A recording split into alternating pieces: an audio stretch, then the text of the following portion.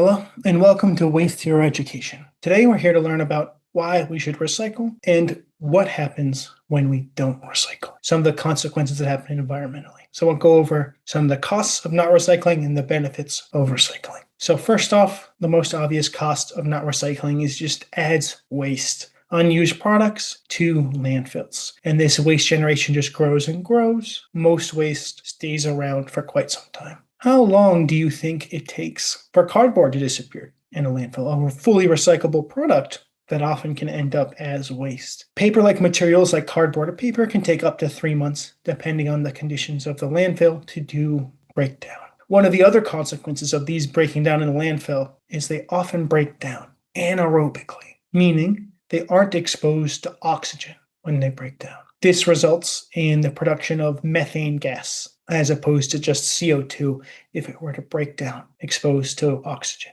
a worse gas to contribute for global warming. Next, an aluminum or metal can. How long would this take to disappear in a landfill? More? Less than cardboard? These can take up to 150 years to break down in a landfill. It can vary depending on the thickness of the metal and what variety it is. But either way, almost all of these metal resources that end up there are reusable, are recyclable. And so this is over 100 years of waste that could easily be reused for that whole lifetime. What about PET or type 1 plastic? How long would a bottle like the ones we can see here take to disappear in a land? There's other kinds of plastic, but we'll talk about this one as it's very recyclable and quite common. These can take up to 450 years to break down in a landfill. And again, just like the metal, this is a mostly recyclable material. Almost all of that can be reused again and again, and instead we're generating hundreds of years of waste. What about a glass jar? Quite a common material to see all around the world. How long does it take for glass to break down and disappear? Well, glass can take up to 1 million years, maybe even longer. We have glass from the oldest human civilizations in Mesopotamia. That glass is still around. Imagine all that wasted glass that might last millions of years, a million plus years into the future if we don't reuse it. This material, again, like our plastic and aluminum and cardboard, is fully recyclable, can be used again and again for a variety of different things. But instead, sometimes we generate over 1 million years of waste. How does a lot of this waste enter the ocean? So again, going over consequences of not recycling, a lot of this waste ends up in the ocean. It might be something you've heard about before. There's a variety of waste that enters there. Some of it is going to wash up on the shore, like we can see on the left, and some of these kind of trash islands or garbage patches spread throughout different oceans. They are so large that they are the one in the Greater Pacific. One of the larger ones is about triple the size of Texas, one of the largest U.S. states, second largest U.S. state. But other than just its size on the surface, this trash island, garbage patch, also has some depth. They tend to be accumulations, plastics in the water. Other wastes, like the metals and glass and cardboard, can make it into the waterways as well, but those tend to be either heavier and sink, or in our cardboard, it's going to break down and just contribute some other waste there. Now, most of this waste that ends up in the ocean, it starts on land. It doesn't come from fishermen or people out at sea dumping a bunch of plastic out in the sea.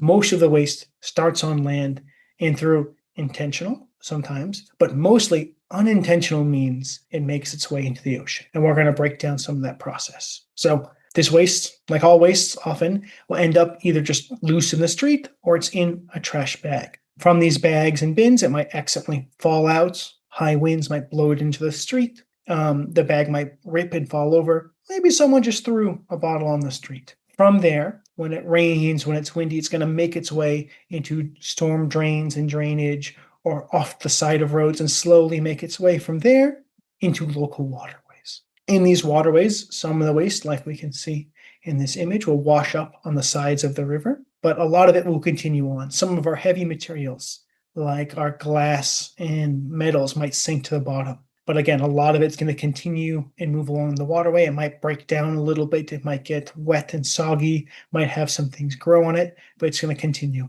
And from those smaller waterways, it's making it into a larger river And again, some is going to wash up on the sides. Not that that's really any better, but some of the trash will wash up there. Maybe it'll be recollected when the water levels rise, but a lot of it's going to make its way down the river and from the river to the ocean. It's going to flow out there. Again, having some wash ashore, but a lot of this is contaminated waste is going to make its way into the sea. You can see here the color difference in the water from the river water and the ocean. Sometimes the pollutants that have made its way in, that waste that's made its way in the water, affect the river so much that it kind of causes this clash and swirl as all this kind of waste enters the ocean, which sometimes is visible to the eye or visible from a higher elevation, like we can see in this photo. And from once it gets into the ocean, some of it's going to pool up in these trash islands or trash patches. Some of it's going to sink to the bottom of the ocean and create waste there, and some of it's going to wash ashore. So we've gone over some of those negative consequences of how long this trash can stay in the nature and some of the things it might do there. What do we accomplish by recycling? What do we accomplish by recycling? Well, for one, we help by reducing our need to consume more resources from nature. So by using less natural resources, we're saving trees in the case of paper and cardboard. We're saving oil in the case of plastic. We're saving sand in the case of glass, and we're saving metals in the case of metals. You might think some of these resources are abundant. Trees can keep on growing. There's tons of sand in the world. We got lots of oil, but all of these resources are limited. They might not be replaceable on a quick time span like sand or oil, and we need them for a variety of different purposes. Sand, for example, to make glass, is the second most extracted resource out of this earth. We take billions of tons of sand every year for manufacturing purposes. We take tons of oil from billions of tons of oil from the earth every year. And other materials like water are essential for all these processes in the manufacturing. And by recycling them, we reduce our need to take more and more of these from nature. The second thing recycling helps with, besides saving those hard environmental resources, we save another resource. We save energy. Recycling, by cutting out that process of having to re-extract materials, and often sometimes by being more efficient, by preventing us we don't need to refine the materials again and again, but we might need to refine a raw ore to be a usable metal. We save energy. Just by recycling 10 plastic water bottles to PET type 1 water bottles, we can save enough energy to power a laptop for a day. But recycling doesn't happen often, one bottle at a time. It happens tons at a time, and we're saving tons of energy each day by doing that. And you too can help save tons by contributing to recycling. The last thing that recycling helps with, the last thing in our slides that has other benefits as well, is we're just generating less waste in the environment. That's less broken glass that might cut someone. That's less metals that might leach into waterways. It's less plastics that might float out into the ocean. It's less cardboard that might rot away and produce methane gas. It helps reduce the pollution, helps keep the environment safe. It's good for the animals. It's good for us too. Now, what happens with recycling? We're going to go over some common products and some ways that recycling is used in modern life. Metal obviously can be recycled back into metal. I can turn a metal can easily back into another metal can. But metals like aluminum, which is what we would see for a soda bottle, are 99% recyclable. Very little material is lost. And they can be turned into bike parts, appliances, lamps.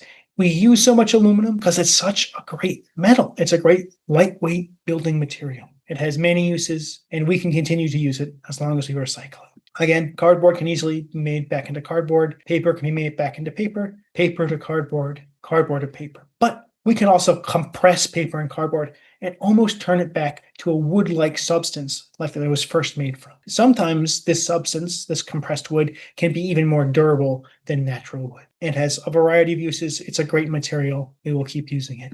PET, type 1 plastic water bottles. They can be made back to more water bottles, but type 1 plastic can also be made into a variety of textiles and fabrics. It can be made to use to make shirts, rugs, backpacks, hats, glasses frames, a large variety of things. Almost all of the plastics that can be shaped through heat, the one sensitive to temperature, can be recycled into new material. Sometimes the same material, but sometimes something new. From a bottle to a bag, from a bottle to a shirt, and so forth. Glass. So glass can be remade back into glass, can be made from a jar to a window, but glass made from sand, one of the most used resources on this earth, can go back into building materials like concrete, which is again why we need so much sand from this earth. I've hoped you've learned some things today about what happens when we don't recycle, why we should recycle, what are some of those benefits we do for the environment, and where some of these products go. If you'd like to learn more about Waste Hero Education, please visit us at wasteheroeducation.com, and I hope you have a nice day.